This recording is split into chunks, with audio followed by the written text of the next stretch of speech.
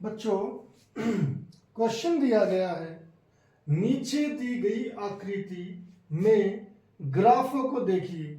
बच्चों ये हमें ग्राफ दिए गए हैं, हमें इन्हें ध्यान से देखना है।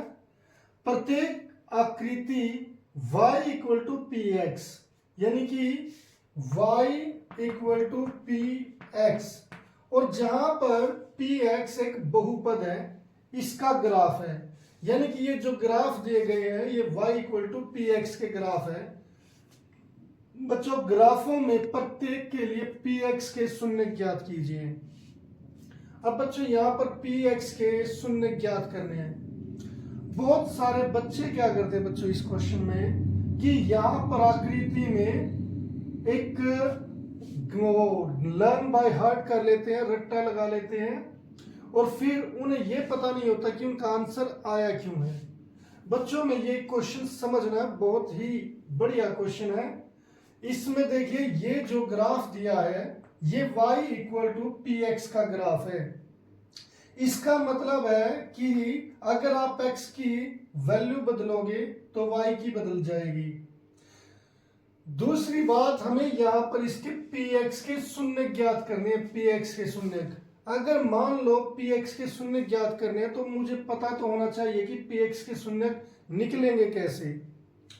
बच्चों px के शून्य का मतलब है कि यहां पर x का ऐसा मान रखना है, यहां पर x की ऐसी वैल्यू रखो जिससे px 0 हो जाए। px 0 होने का मतलब है जिससे y 0 हो जाए, यानी कि एक x की ऐसी वैल्यू जिस पर y 0 हो जाए। मगर उसने ये पूछा है कि इसके कितने शून्य होंगे प्रत्येक ग्राफ में। तो बच्चों प्रत्येक के लिए px के शून्यकों की संख्या ज्ञात करनी है हमें। यहां पर शून्यकों की संख्या है बच्चों कि प्रत्येक ग्राफ में शून्यकों की संख्या कितनी है। अब हमें ये नहीं ज्ञात करना कि भाई शून्य क्या है, हमें ये ज्ञात करना कि शून्य कितने हैं। अब ये देखिए बच्चों, पहला ग्राफ मैंने क्या कहा कि मुझे ये चेक करना है कि x की किस वैल्यू पर y 0 है। ये होती है बच्चों y की लाइन, और ये होता है हमारा ओरिजिन यानी कि मूल बिंदु जहां पर x भी 0 y भी 0। अब y यहां पर ऊपर बढ़ता चला जाता है, जैसे 1 2 3 4, नीचे -1 -2 -3 -4 ऐसे होता है। तो बच्चों केवल इस पर ध्यान देना है कि ये ग्राफ यहां पर जो y 0 कहां पर होता है, यहां पर होता है, यानी कि y 0 की लाइन ये है। ये किसकी लाइन होती है, y इक्वल टू 0 की। अब मुझे केवल ये देखना कि ये ग्राफ इस लाइन पर कितनी बार मिलता है। तो बच्चों यहां पर ये एक ही बार प्रतिच्छेद करता है, तो इसलिए इसमें शून्यकों की संख्या कितनी हो जाएगी, 1। अब ऐसे ही बच्चों कि इस ग्राफ में ये ग्राफ है जो इस एक्सिस को, यानी कि आप कह लो इसे एक्स एक्सिस एक्स एक्स,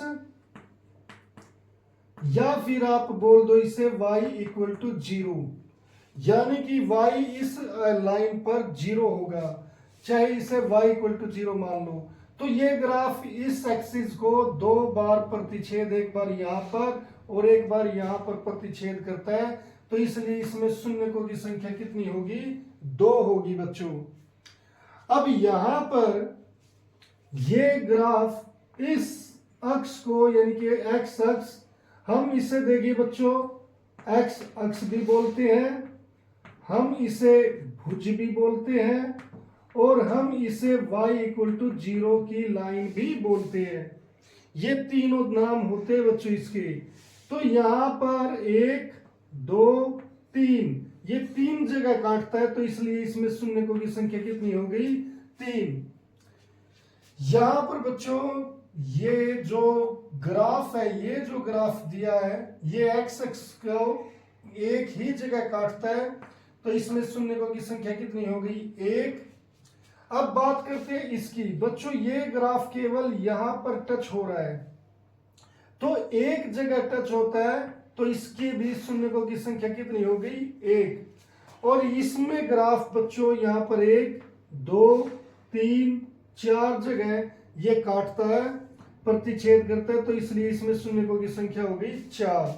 अब बच्चों इनको प्रत्येक को आपको लिखने का तरीका मैं बता देता हूं कि मैं ए का यहाँ पर ग्राफ नंबर ए है, हम इसे लिखने का तरीका देख लेंगे। बाकी सभी ग्राफ के लिए तरीका सेम रहेगा। बच्चों इसके लिए हम क्या लिखेंगे कि आकृति ए में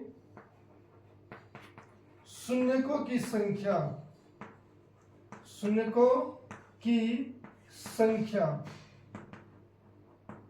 कितनी है बच्चों? 1 है, क्योंकि दिया गया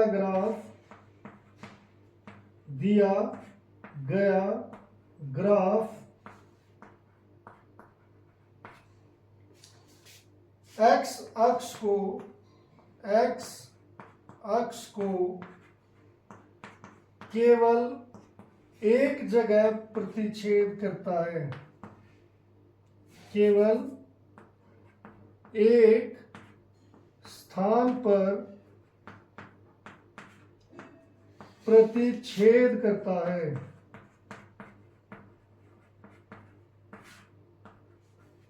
तो बच्चों ये हमारा यानी कि ए पार्ट का आप ऐसे लिखोगे, ऐसे बी पार्ट में लिखोगे कि शून्यकों की संख्या 2 है, क्योंकि दिया गया ग्राफ एक्स अक्ष को 2 जगह 2 स्थान पर प्रतिच्छेद करता है।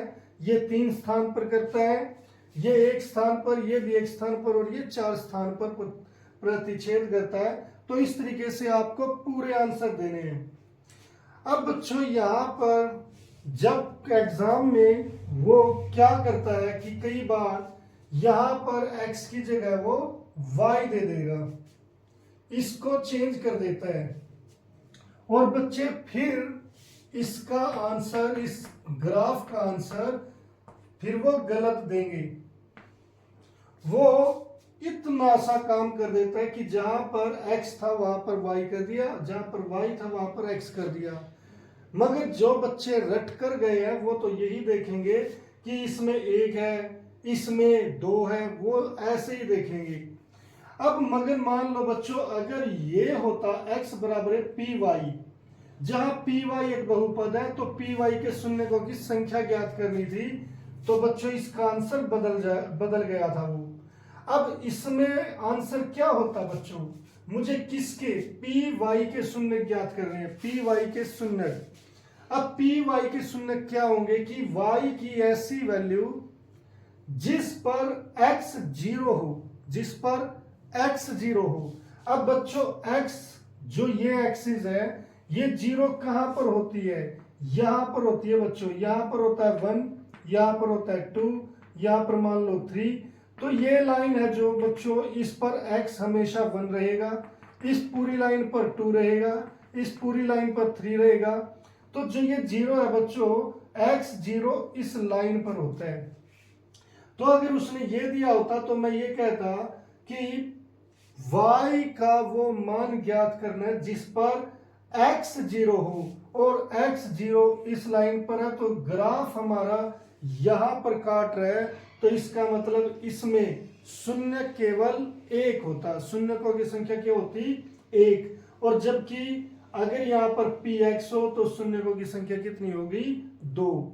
तो बच्चों यहाँ पर हमें इन चीजों पर ध्यान देने की आवश्यकता है, बहुत ज्यादा जरूरत है, इस पर आप ध्यान दें, ऐसे ही मतलब झट्टा ना लगाए।